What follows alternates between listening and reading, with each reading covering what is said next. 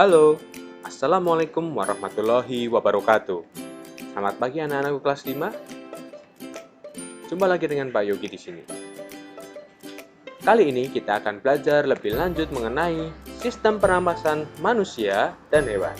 Sebelumnya, kalian sudah mencari tahu apa saja organ pernapasan manusia dan fungsinya. Mari kita pelajari kembali bersama-sama. Sebelumnya, apa sih bernapas itu? Bernapas artinya kegiatan menghirup oksigen dan mengeluarkan karbon dioksida serta uap air melalui alat pernapasan kita. Mari kita cermati lebih lanjut sistem pernapasan manusia.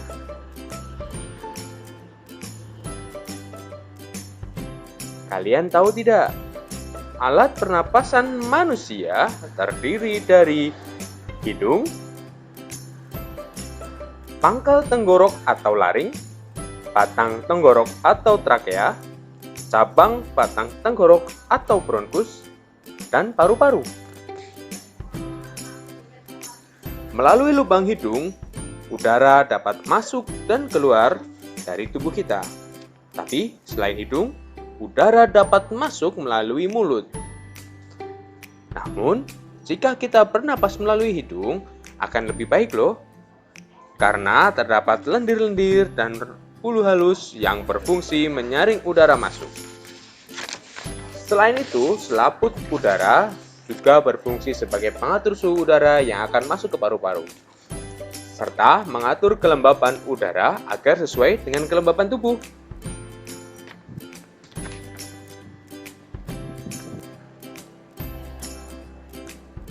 Hidung terhubung langsung dengan alat pernapasan berikutnya, yaitu tenggorokan.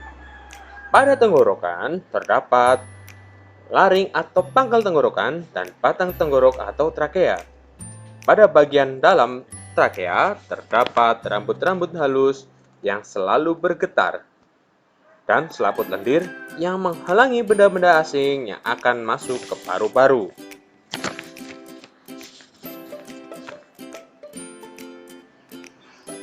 Laring menghubungkan hidung dengan trakea.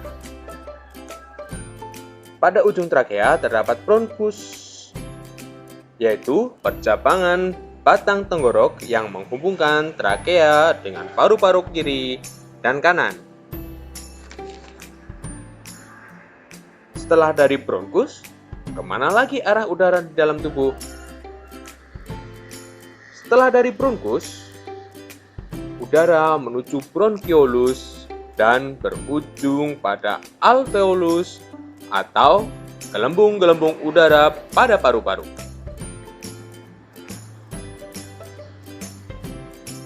Pada alveolus terdapat pembuluh darah dan terjadilah pertukaran oksigen dengan karbon dioksida.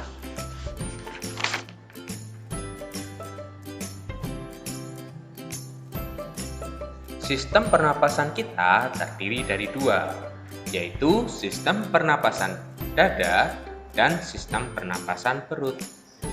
Ada yang sudah paham apa itu pernapasan dada dan pernapasan perut?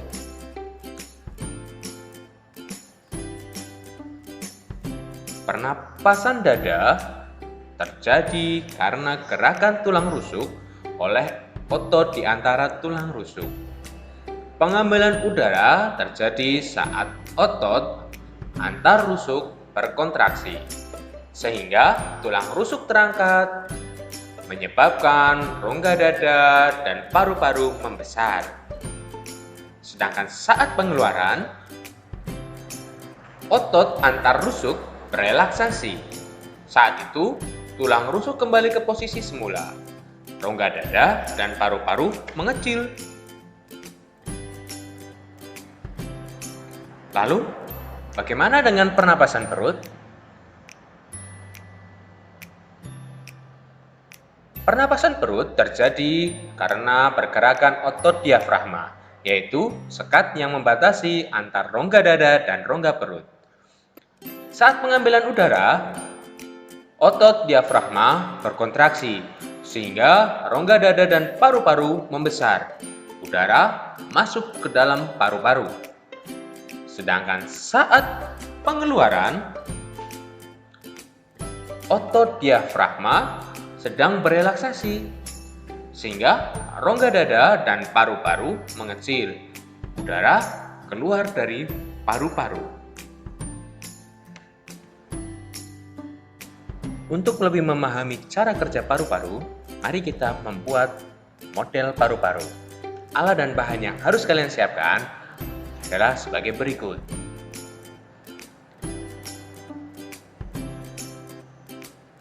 Kemudian, ikuti langkah-langkah berikut ini. Langkah pertama, potong bagian dasar botol plastik menggunakan cutter dan gunting. Kalian bisa meminta bantuan orang tua kalian untuk memotongkannya. Kita akan menggunakan bagian atas dari botol. Langkah berikutnya, kita bentuk sedotan menjadi seperti huruf Y.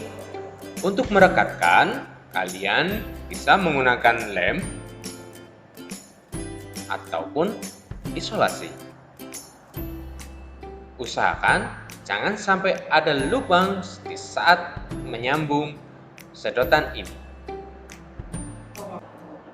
Nantinya, sedotan ini akan kita umpamakan sebagai trakea dan juga bronkus. Masih ingat tidak apa itu trakea, apa itu bronkus? Nah, lem seperti ini ya. Gunakan lem seperti ini ataupun isolasi. Intinya, saat di sambungan tidak ada lubang. Langkah berikutnya, kita lubangi ujung botol, tutup botolnya menggunakan paku yang sudah kita panaskan.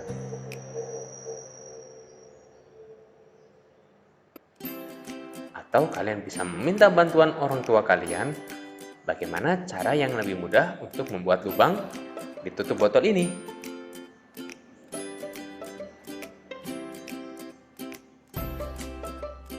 Besarnya seukuran sedotan ya, karena nantinya sedotan akan kita masukkan ke lubang ini.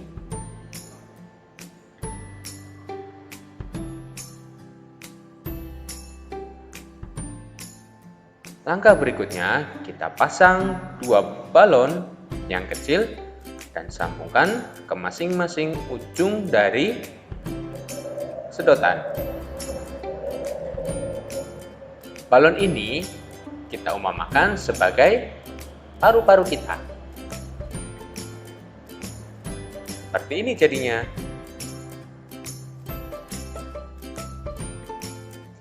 Kemudian, masukkan sedotan tersebut ke tutup dari botol plastik tadi. Nah, agar lebih rapat, kalian bisa gunakan plastisin untuk menyumpal dari tutup botol ini agar tidak ada udara yang bisa masuk ke dalam botol.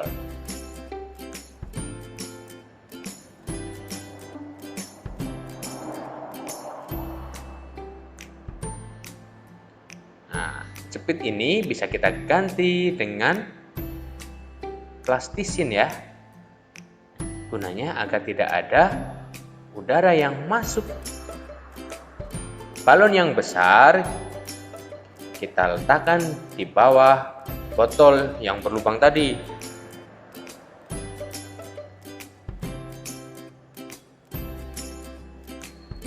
Jangan lupa balon tadi yang di bawah kamu isolasi agar lebih kencang.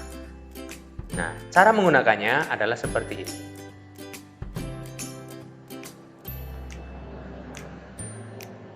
Kalian amati dan catat hasilnya.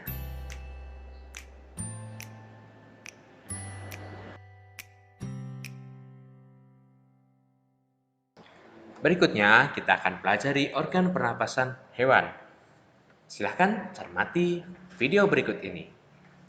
Cermati baik-baik ya. Hewan memiliki sistem pernapasan yang berbeda-beda. Sistem pernapasan hewan disesuaikan dengan tempat hidupnya. Sistem pernapasan meliputi organ-organ pernapasan dan cara kerja organ-organ pernapasan tersebut. Berikut adalah beberapa jenis hewan dan sistem pernapasannya. Disimak baik-baik ya. Hewan apakah ini anak-anak? Ya, betul, ini adalah ikan. Bagaimana ya cara ikan bernafas di dalam air?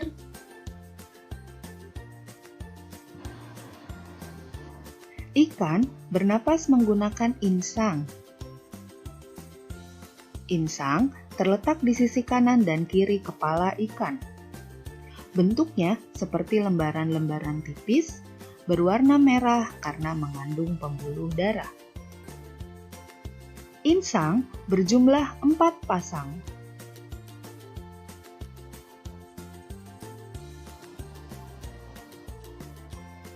Insang terbagi menjadi 3 bagian: rigi-rigi insang, tutup insang, dan juga lembaran insang.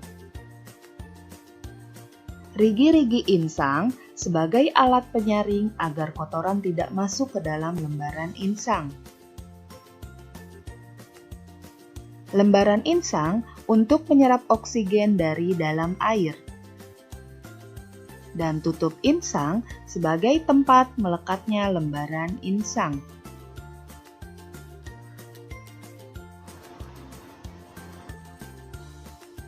Untuk menarik napas, ikan membuka mulut dan menutup insang. Air yang memiliki kandungan oksigen kemudian masuk lewat mulut menuju insang. Oksigen diserap oleh pembuluh darah pada insang.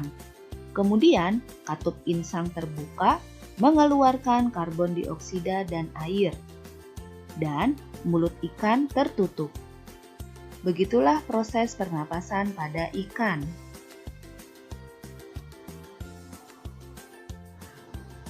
Selanjutnya adalah cacing. Bagaimana ya cacing bisa bernapas?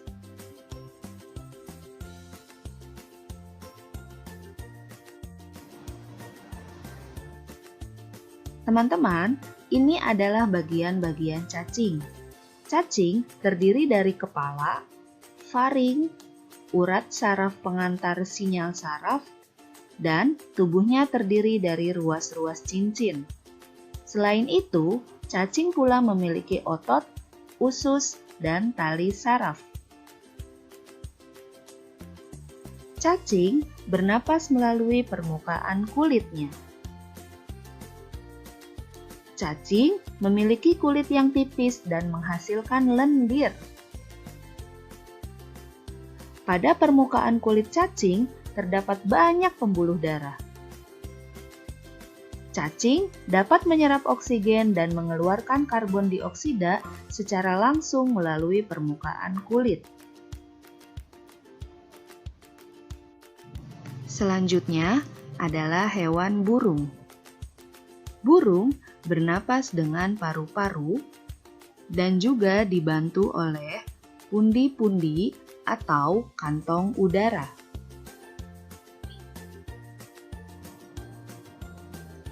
Bagian-bagian pada burung terdiri dari lubang hidung, trakea, paru-paru, dan pundi-pundi udara. Ketika burung tidak terbang, burung menghirup udara melalui hidung, lalu ke tenggorokan, ke paru-paru, dan ke pundi-pundi udara. Bagaimana jika burung sedang terbang? Pada saat terbang, burung bernapas dengan cara mengalirkan udara yang ada di dalam pundi-pundi udara melalui gerakan sayapnya. Gerakan kedua sayapnya inilah yang menyebabkan pundi-pundi udara mengembang dan mengempis, sehingga udara dapat masuk ke dalam paru-paru. Begitulah proses pernafasan pada burung yang sedang terbang.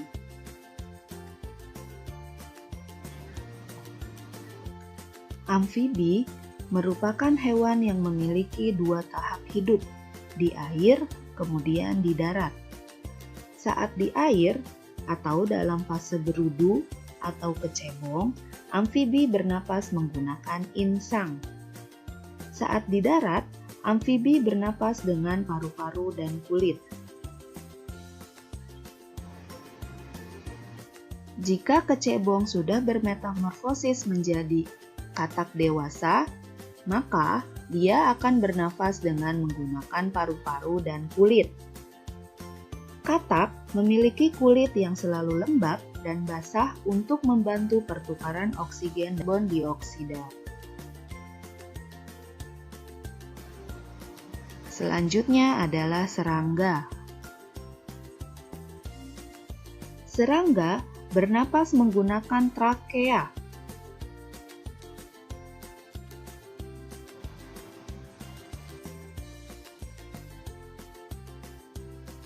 Trakea merupakan saluran-saluran halus yang bercabang dan tersebar di seluruh tubuh serangga. Pada ujung pembuluh ini terdapat lubang-lubang pernapasan yang disebut stigma. Stigma berfungsi sebagai jalan keluar dan masuknya udara pada serangga.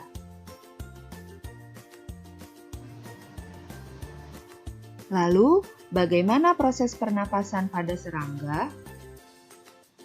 Serangga bernapas dengan cara oksigen masuk melalui lubang yang disebut stigma,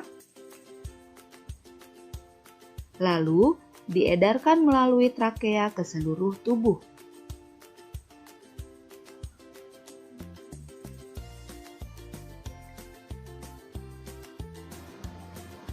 Selanjutnya, hewan reptil.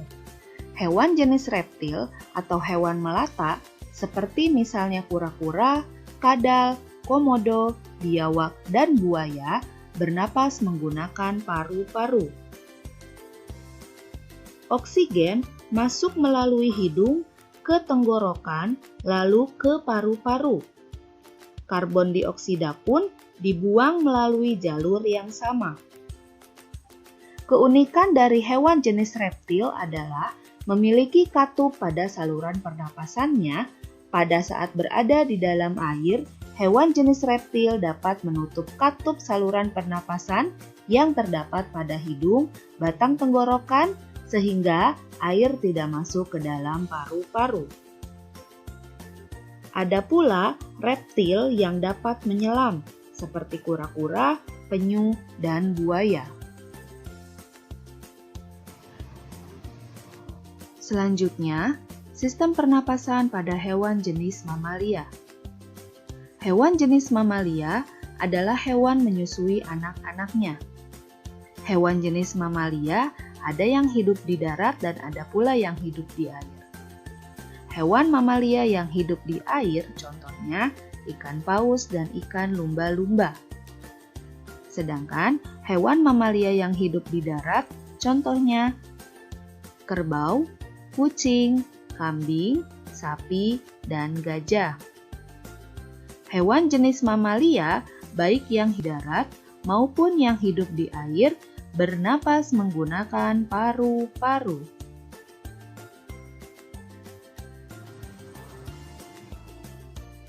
Pernapasan hewan mamalia memerlukan oksigen di udara.